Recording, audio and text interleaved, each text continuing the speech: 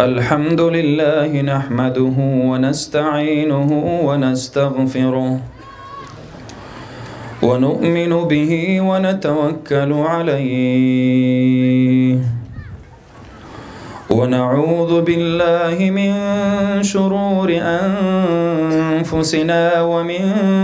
سيئات أعمالنا من يهده الله فلا مضل له ومن يضلله فلا هادي له ونشهد أن لا إله إلا الله وحده لا شريك له ونشهد أن سيدنا وحبيبنا وشفيعنا ورؤوفنا ورحيمنا وشفيقنا وطبيبنا وسندنا ورحمتنا ومولانا وأعلانا وأجلانا وأخشانا وأتقانا وأولانا وأزكانا وأنقانا محمدا عبده ورسوله أرسله بالحق بشيرا ونذيرا وداعيا إليه بإذنه وسراجا منيرا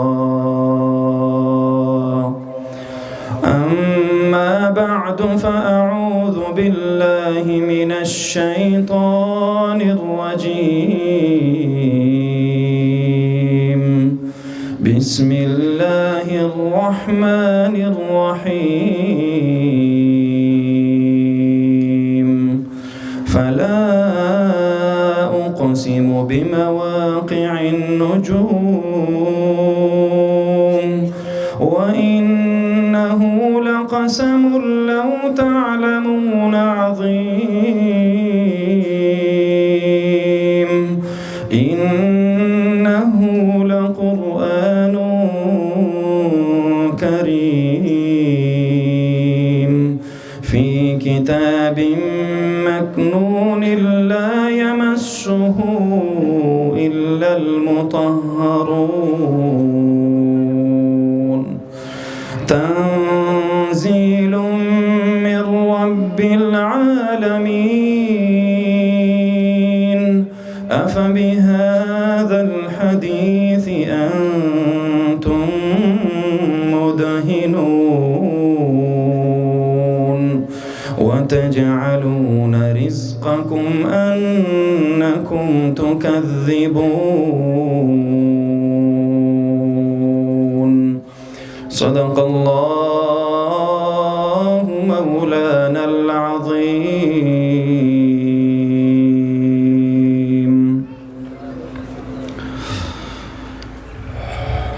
محترم و مکرم صدر مجلس، اکابر علماء کرام، بزرگان دین، د دې محفل رونق او خایست زمونږ د اکابرو د اسلافو نمونه حضرت دیر بابا جی صاحب دامت فیوزهم و دامت برکاتهم و حفظه الله ورعاه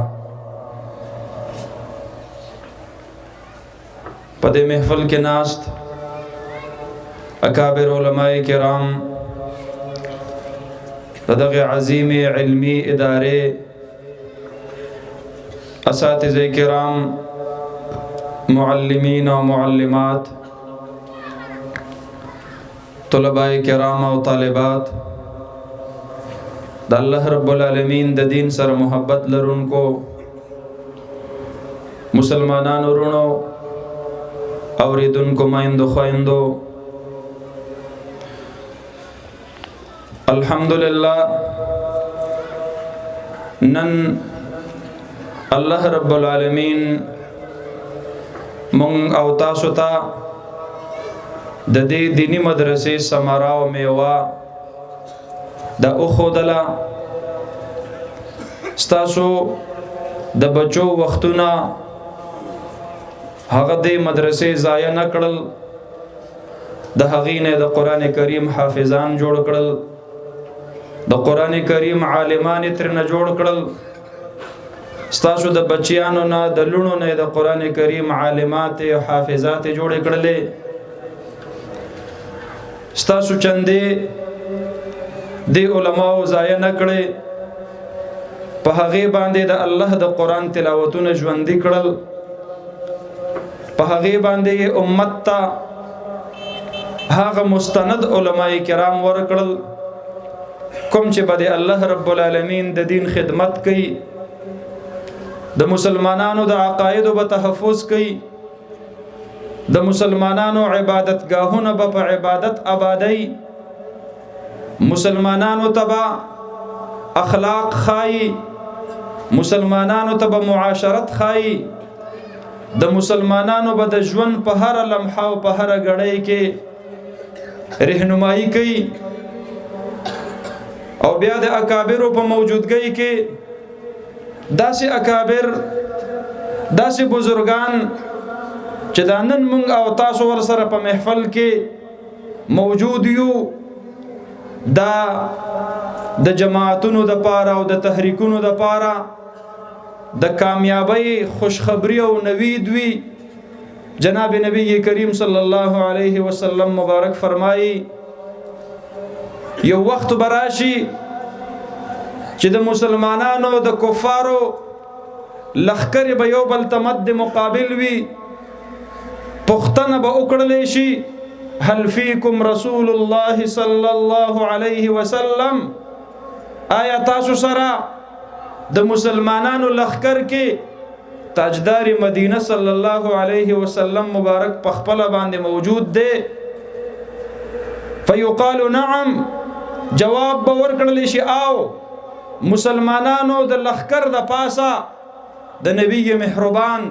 د شفقت لاس پروت دی په خپل موجود دی حدیث مبارک کې راځي فیفتح لهم الله رب العالمین به د مسلمانانو هغه لخر ته کامیابی نصیب کی بیا به یو زمانہ راشي د کفر او د اسلام مقابله وي د اسلام د صفونو نه په پختنه وکړلې شي هل فیکم من صحب رسول الله صلی الله علیه وسلم آیا تاسو کې صحابه کرام شته دي تاسو د لخر د پاسه د صحابه کرامو دست شفقت شته دي فیقال نعم او بویل شي او د صحابه کرامو د موجودګۍ د برکت به الله رب العالمین تاسو تحریک ته کامیابی نصیب کی بیا به یو زمانہ راشي تپوس به وشي هل فیکم من صحب رسول الله صلی الله علیه وسلم تاسو سره تابعین شته دي چې صحابه کرام لیدلی وي فیقال نعم او بویل شي او مونږ سره په صف کې تابعین موجود دي د دواړو جهانو سردار مبارک فرمایي د تابعینو موجودګي به الله رب العالمین د هغه لخر د پاره د کامیابی سبب وګرځي بیا به یو زمانہ داسې راشي چې د کفر او د اسلام معرکه به وي سوال به وکړل شي هل فیکم من صحب رسول الله صلی الله علیه وسلم آیا تاسو کې هغه تبع التابعین شته دي چې د تابعینو دیدار کړی وي فیقال نعم او بویل شي او مونږ سره صف کې شته دي د اهل الله او د هغه موجودګۍ په بنیاد باندې با الله رب العالمین مسلمانانو ته کامیابی نصیب کړي زما محترمو نن د دیر بابا جی صاحب رحمت الله علیه وجود نن د مغفور الله بابا جی صاحب رحمت الله علیه وجود نن د اکابر او د اسلافو زمونږ د سرونو د پاسه دست شفقت دا زمونږ د پاره د کامیابی خوشخبری دا او نوید دی الله رب العالمین با د دې مدارسو دا نظام کامیابی الله رب العالمین با د عقاید په باب کې د کفر او د اسلام په جنگ کې اسلام ته فتح او غلبه نصیب کړي الله رب العالمین با د نظامونو په تصادم کې د تهذیبونو په جنگ کې اسلام ته فتح او کامیابی د دغه اکابر او د دغه اسلاف او د دست شفقت په برکت سره نصیب کړي ان شاء الله. زما محترم ورونو کوم علما فضلا شو کوم خويند فاضلات شولې هغه ته به گزارش کوم چې دا کور کې ستاسو د سر د پاسه ستاسو استادان لاس ګدي او دا مدرسه کې ستاسو د پټکو د پاسه ستاسو اکابر لاس ګدي یاد ساتئ د خپل سر نه به د اکابر لاس چرته نه لري کوئ د خپل اکابر د صفونو سره بځئ دا اهل الله دي دا موفقین من الله دي دیکھ داسې رجال شته ده هغې ته الله رب العالمین الهام سره هغې ته الله رب العالمین کشف سره هغې ته الله رب العالمین باطنی علوم سره هغې ته الله رب العالمین په غیبی اشارات سره هغې ته الله رب العالمین په مبشرات سره رهنمایی کوي دا اکابر دي دا بزرگان دي ما رآه المؤمنون حسنا فهو عند الله حسن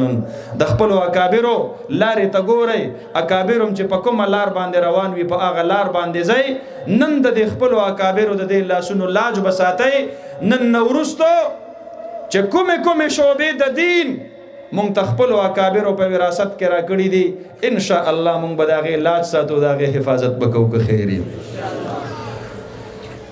او زه مبارکي ورکوم هغه خوش قسمتو والدینو ته د چا بچی چې نن د قرآن کریم حافظان عالمان او عالمات جوړیږي تاسو ډیر خوش قسمته یې تاسو بنن ماخستن مصلی ور واچوي او الله رب العالمین ته د خپل سترګو نه دوه اوښ کې توی کوي ربا الله زه د دې ورځې قابل نه وم کریمه الله زه ډیر مجرم یم الله ډیر ګناهګار یم رب ته ما ډیر خفه کړی الله تا زه ډیر زیات خوشاله کړم الله ما خو کور کې خاندان کې څوک حافظ عالم نو پاتې شوی تیر شوی شاړ زمیدار سړی یم رب ستا لاک لاک کرم دی احسان دی الله زما په کور کې تا د قرآن حفظ نصیب کو زما په کور کې تا د قرآن علم نصیب کو الله زما په کور کې ستا خپلوي نصیب شوا ان لله اهلین الله رب العالمین په مخلوق کې د الله خپلوان شته دی تپوس وشو د الله محبوبه دا بندگان خو ټول د الله مخلوق دی دا خو ټول د الله بندگان دي نو د الله خپلوانو باندې سړی خفه کیږي د خپلوانو په خوشحالۍ سړی خوشحالیږي د خپلوانو په خفګان سړی خفه کیږي مونږه پلار ته څوک بد ووایي مونږ پې څومره بد ګڼو مونږ مور ته څوک کنځل وکړي مونږ پې څومره خفه کیږو مونږ ورور ته څوک کنځل وکړي مونږ پې څومره خفه کیږو د الله رب العالمین هم خپلوان شته دی الله د هغې په عزت افزایۍ خوشحالیږي او د هغې په بې عزتۍ خفه کیږي دا د الله خپلوان د الله په بندګانو کې څوک دي اهل القرآن فانهم اهل الله وخاصته دا اهل قرآن الله فرمایي دا زما اهل دی دا زما خپلوان دي دوی ما سره د دین په نسبت رشته کړې ده دی وجه نه خو دوی سره څوک بغض کوي دشمنی کوي من عادى لي وليا فقد آذنته بالحرب ما او تا ضرور په سر خلکو سره جګړه کو پلار په سر خلکو سره جګړه کو مور ته کنزلو باندې خلکو سره جګړه کو الله رب العالمین د دې دور د اهل علم او د اهل قرآن د هغې په بې عزتۍ خفه کیږي الله رب العالمین د مدرسو په غیبت خفه کیږي الله رب العالمین د خپل اهل عیال په بې عزتۍ خفه کیږي الله رب العالمین د خپل محبوبینو د هغې په بې عزتۍ خفه کیږي دې وجې نه فرمایلی دي زما د اهل سره زما د خپلوانو سره څوک دشمني کوي فقد آذنته بالحرب هغه د عرش سره اعلان جنگ ته تیاریږي داسې ده لکه چې د عرش سره یو سړی جنگ په سر باندې اخلي الله سره څوک جنگ په سر باندې اخلي داسې به نه کوئ تاسو په کور کې الله رب العالمین علما نصیب کړل د نن وروسته به د علماو قدر کوئ تاسو په کور کې الله حافظان نصیب کړل د دې علماو په برکت باندې تاسو خوش قسمته یې الله شکر به ادا کړئ ربا الله ته ما ډېر خفه کړی وې الله تا زه نن ډېر زیات خوشحاله کړم ربه ما خو تاله هېڅ نه و درکړي الله تا ماله په خپلو نعمتونو کې د ټولو نه محبوب او قیمتي سرمایه او نعمت را نصیب کو زما محترم ورونو دا د الله رب العالمین خصوصي فیضان دی ستاسو په دې کلي باندې داسې ښکلې دیني جامعه درته نصیب کړې ده او په هغې کې صرف یوازې د نارینهو نه ستاسو د زنانه اولاد ستاسو د بچیانو د لونو د هغې هم دینی تربیت کیږي حدیث مبارک کې د هغې پلار او د هغې مور دپاره ډېر لوی انعام دی چا چې د خپلو لونو د هغې پالنه وکړه د هغې دینی تربیت یې وکړو جناب نبی کریم صلی الله علیه وسلم فرمایي من عال جاریتین حتی تبلغا چا چې د خپلو دوو لونو تربیت وکړو تر دې پورې چې دوی پیغلې شولې او په صالحه کورنو کې ورله رشتې وکړلې او رخصت یې کړلې جناب نبی کریم صلی الله علیه وسلم د دغه پلار د دغه مور دپاره انعام فرمایي جاء یوم القیامة هو وانا كهاتین فی الجنه وضم رسول الله صلی الله علیه وسلم اصبعه نبی کریم صلی الله علیه وسلم دا دواړه ګوتې داسې یو ځای کړلې دی خو وګورئ وای فرمایل لکه څنګه چې دا دوه ګوتې د یو بل نه جدا کیږي نه دقه رنګې به د لونو دینی تربیت کوونکې د هغې د خوراک د سکاک د کپړو انتظام کوونکې پلار او مور د محشر په میدان کې نبی مهربان فرمایي زما سره به د دې دوو ګوتو په شان څنګ په څنګ جنت ته رواني دا ډېر لوی سعادت دی خپل اولاد دپاره دعا غواړئ خپل اولاد ته خیري مه کوئ د عباد الرحمن په صفاتو کې یو صفت الله ذکر کړی دی زما محبوب بندگان هغه دي الذين يقولون ربنا هب لنا من ازواجنا وذرياتنا قرة اعين څوک چې خپل بیبیانو ته خپل اولاد ته دعا کوي او دعا ورته دا کوي الله زما بیبیان الله زما اولاد کریم الله زما د پاره زما د سترګو یخواله جوړ کا وجعلنا للمتقین اماما الله د متقیانو صرف ملګرتیا نه په صف اول کې مې الله د هغې سره په ملګرتیا کې ودروه دا د الله د محبوبو بندگانو صفت دی خپل اولاد ته به بد دعا نه کوئ خپل اولاد ته به دعا کوئ د مور او د پلار دعا الله رب العالمین د اولاد په حق کې قبلی اگر کو د مور او پلار د خپل عمل په اعتبار سره ګناهګار ولی نه وي خو د اولاد په حق کې د مور او د پلار دعا الله نه مسترد کوي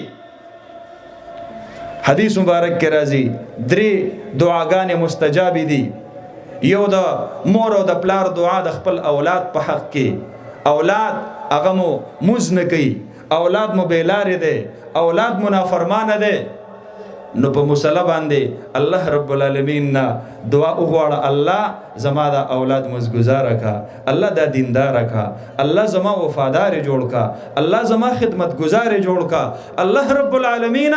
زما د سترګو یخواله جوړ کا دا ولې دا ځکه چې صالح بیبي د الله نعمت او ناکار بیبي د انسان دپاره په ژوند کې د ټولو نه لوی مصیبت صالح اولاد د الله نعمت ناکار اولاد په دنیا کې د مور او د پلار دپاره د ټولو نه لوی مصیبت او لوی عذاب نو خپل اولاد ته به بد دعا نه کوئ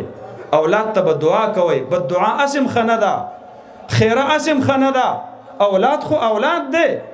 حضرت جابر رضی الله عنه فرمایي وی جناب نبی کریم صلی الله علیه وسلم مبارک سره په یو سفر کې روان وو نو په بعضې اوښو باندې به 15 کسانو نمبر په نمبر سورلي کوله په بعضې به شپږو په بعضې به اوو یو صحابي دی د هغه نمبر راغی سورلۍ ته چې څنګه وختلو سورلۍ خپل رفتار په دمکو په قلاره کړو دی ورته په عربۍ کې وایي شه لعنت الله علیک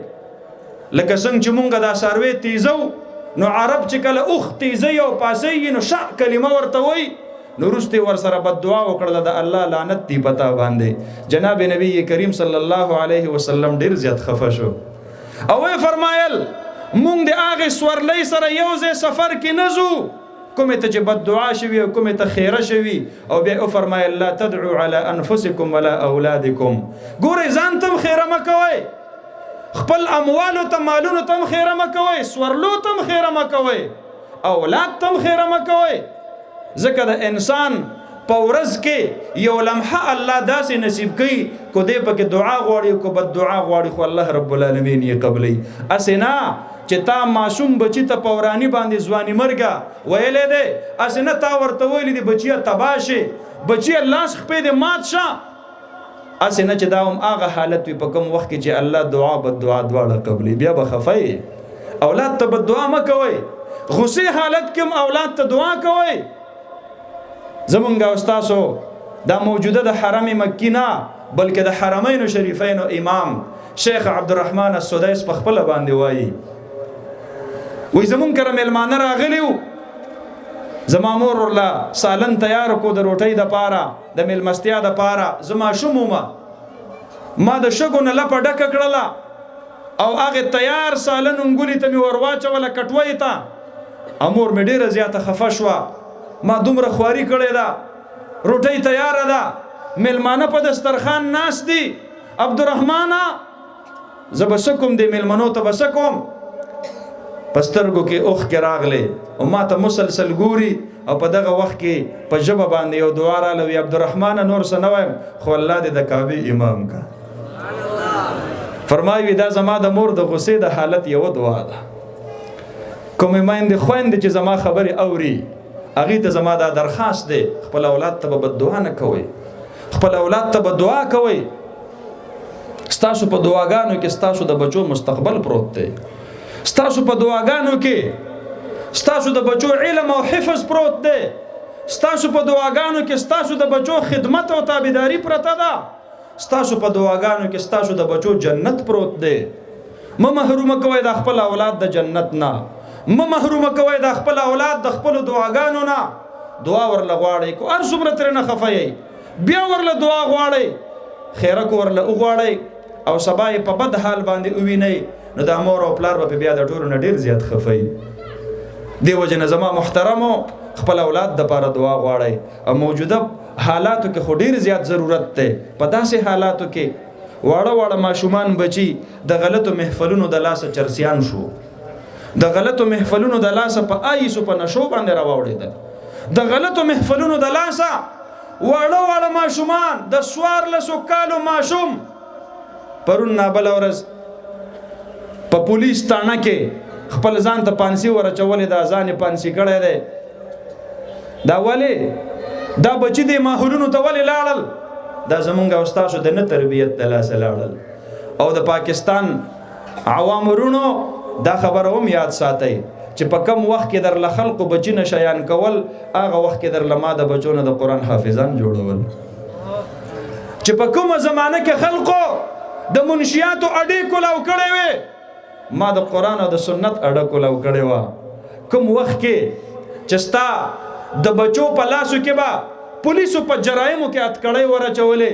هغې زمانه کې ما ستا د بچي په غاړه کې د قرآن هارونه ورچول دا تاسو اینه دی علماء له دعا غواړئ دا ټول کال په تکلیف کې او په سخت کې او په ټینشن کې تیر کې دی علماء سره ستاسو د بچو فکر دی دا مدرسې ستاسو بچو د پاره کولاو کړی دا زه خپل بچی ته د انغري په غاړه باندې هم قرآن ښودلی شم زمیدار وروره ما سره ستا فکر دی په خپله د قرآن نه دی ویلی هسې نه چې دا بچی دی بې قرآنه پاتې شي په خپله د علم نه دی کړی هسې نه چې دا بچی دی بې علمه پاتې شي ما مدرسه ستا د بچي دپاره کولاو کړې ده دې ښکلو چهرو ته وګورئ دا ما سره چې دې خوا ناست دي د دوی د مخونو نه الله له حیا ورځي هم قوم لا یشقى بهم جلیسهم دوی سره ناسته کوونکي خلق الله محرومه نه پاتې کوي خو د هغې باوجود دې ښکلو چهرو ته وګوره دې کور په کور ګرځي مدرسې له چنده غواړي ستا د بچي نه حافظ قرآن جوړوي ته د ټینشن نه بېغمه کړی دې دپاره کو یو سړی غریب دی او هغه خپل بچي ته قرآن ښودل غواړي نو چې کم از کم د هغه غربت د حافظ قرآن جوړېدلو په لار کې رکاوټ جوړ نه شي مونږ چېرته تر اوسه پورې یو پلار ته دا نه دی ویلي چې ته غریب یې ستا بچی د قرآن حافظ نشي جوړېدلی دا بېشکه چې یو سړی غریب دی او د بچي د میډیکل کالج فیسونه ورسره نشته دی د بچي به ډاکټر نشي جوړېدلی خو د بچي به د قرآن حافظ ضرور جوړېدلی شي. تاسو بچي را لېږلي دي، معذوره بچي م را لېږلي دي، تاسو نابینا بچي را لېږلي دي. مونږ د قوم د نابینا بچو نه د قرآن حافظان جوړ کړي دي. نابینا بچي ته قرآن حفظ کول څومره ګران دي، تاسو ته د دې زور معلوم دی چې یو معصوم په ناظره باندې قرآن اینی نه او استاذ لګیا دی الف لام میم نه والناس پورې 10 سپارې قرآن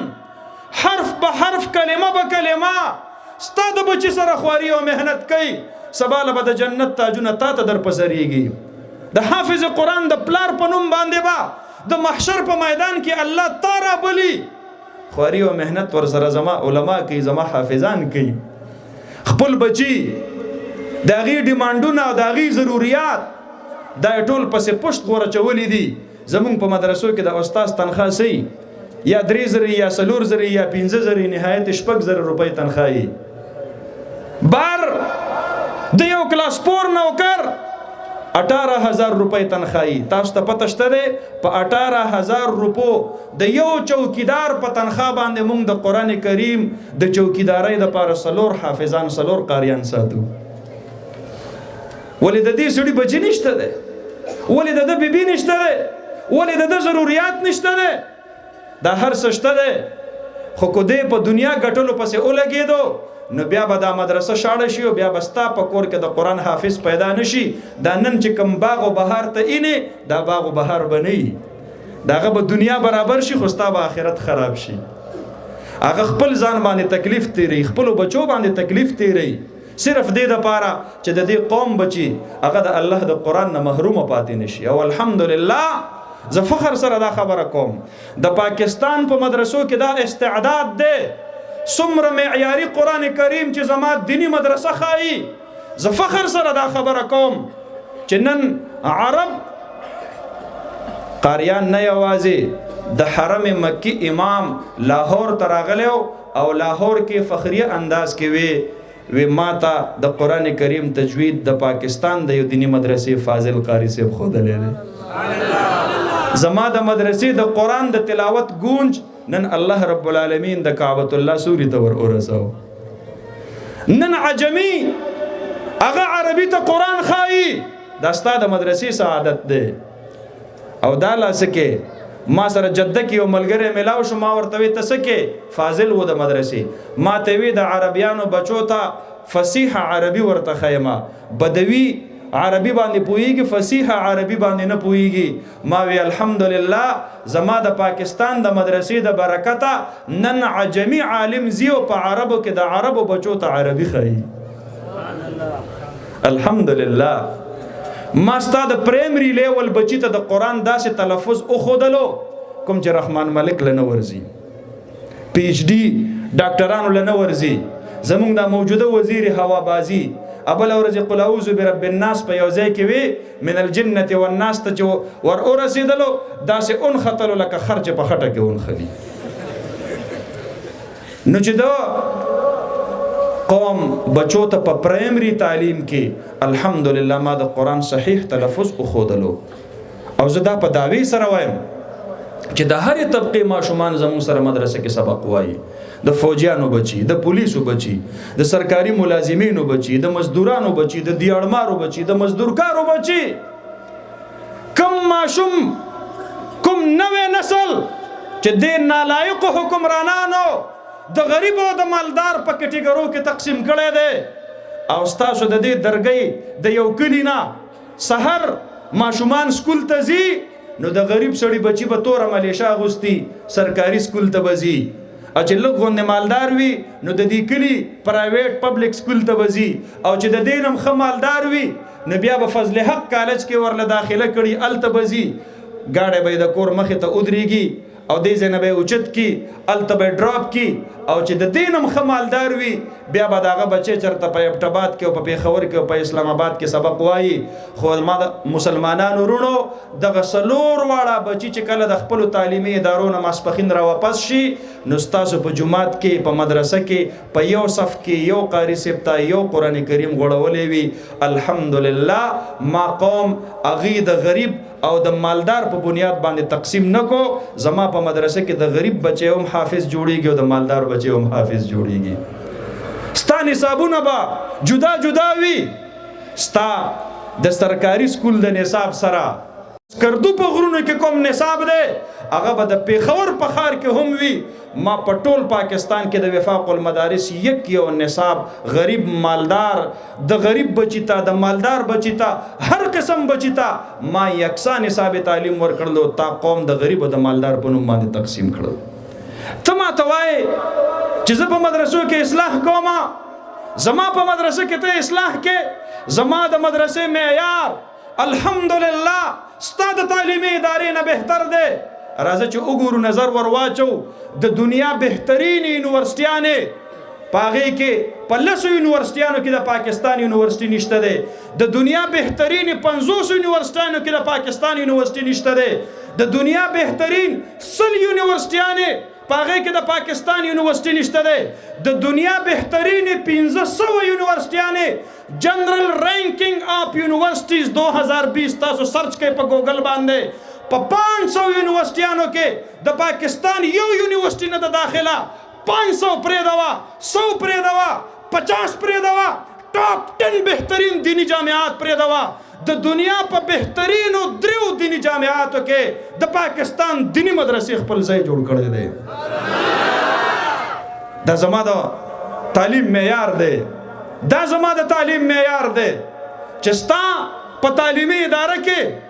په هغې کې پرچې آوټ کېږي. زما د وفاق المدارس یو پیپر لا تر اوسه نه دی آوټ شوی. ستا په تعلیمي اداره کې د امتحان په حال کې خلق نقلونه ورته وایي د سکولونو کړکۍ ماتې روشندانونه مات د هغې جالونه شلیدلي. راشه دا زما د دیني مدرسې جالونه دي وګوره ما ته په دې کې شلیدلی ځای وښیه. ولې بار نه څوک نقل نه راته وایي. زما امتحانګاه محفوظه ده او د هغې باوجود چې ته په اربونو روپۍ بجټ اخلې او زما سره 1 روپۍ بجټ نه وي ستا پیپر یا آوټ کېږي او زما پیپر نه آوټ کېږي. ستا په تعلیمي ادارو کې د نقلونو برمار دی. زما په امتحان کې نقل نومې شی خلق پیژني نه او د هغې باوجود ته په خپل امتحان کې ماشوم بچی په 33 نمبر پاس کې. زه په 33 فیل کوم په 34 نمبر فیل کوم په 35 نمبر فیل کوم په 36 نمبر فیل کوم په 37 نمبر فیل کوم 38 نمبر فیل کوم 39 نمبر فیل کوم. زه په 40 نمبر باندې پاس کوم. نالایق زما د تعلیم معیار اوچت شو که ستا د تعلیم معیار اوچت شو. او بیا راشه د 2020 نتایج را مخې ته کا. د 2020 په نتایجو کې ستا د ټول ملک د تعلیمي ادارو د نتایجو شرحه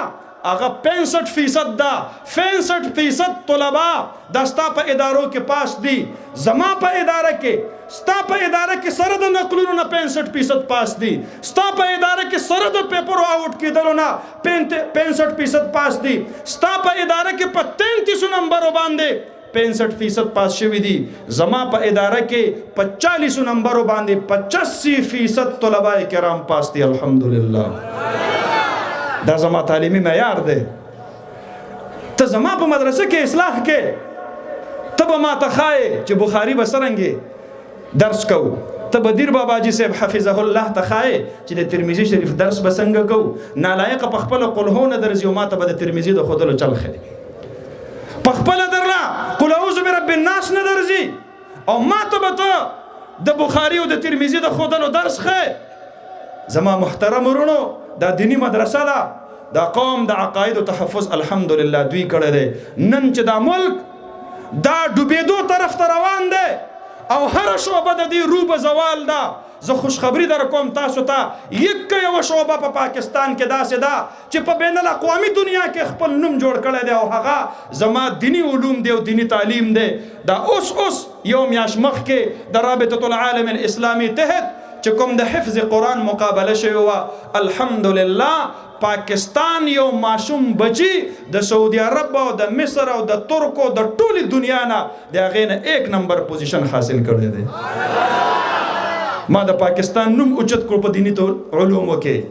ما پاکستان وګټلو، په قرآن کې وګټلو. ته دینی مدرسو کې اصلاح کې، ستا مدرسې ستا تعلیمي ادارې غلان او ډاکوان هغه قوم ته ورکړي دي، او زما دینی مدرسې حضرت مولانا عبدالحق صاحب رحمت الله علیه غوندې سیاسی زعیم ورکړی و، زما مدرسې مفتی محمود رحمت الله علیه غوندې سیاسی زعیم ورکړی و، زما مدرسې مولانا غلام غوث هزاروی رحمت الله علیه غوندې پاک دامن سیاستدان ورکړی و. کم وخت کې چې تا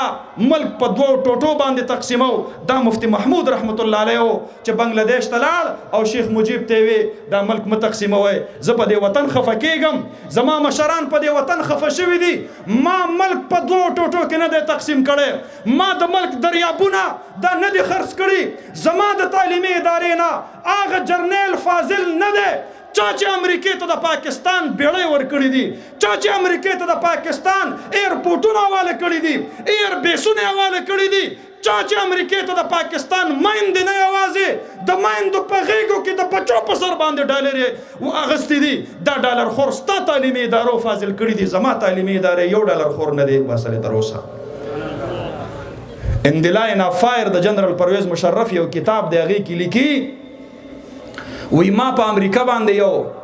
زنانه خرڅوله، د هغې په غېږه کې یو ماشوم و، د مور یې ما جدا قیمت اخیستی دی او د امت محمدي د هغې وړوکي ماشوم ما جدا قیمت اخیستی. ته ضمیر فروش یې، ما ضمیر نه دی خرڅ کړی، ته عقیده فروش یې، ما عقیده نه ده خرڅه کړې، ته مکه فروش یې، ما مکه نه ده خرڅه کړې، ته مدینه فروش یې، ما مدینه نه ده خرڅه کړې، ما د ختم نبوت تحفظ کړی دی، ما د ناموس رسالت تحفظ کړی دی، تا عمر له سر ټیټي او غلامي کړې ده، ما عمر له سر جګي کړې ده، ما عمر له د حریت او د ازادۍ درسونه ورکړي دي. نن کو د پاکستان په نیب کې او په اف آی اے کې او د کرپشن په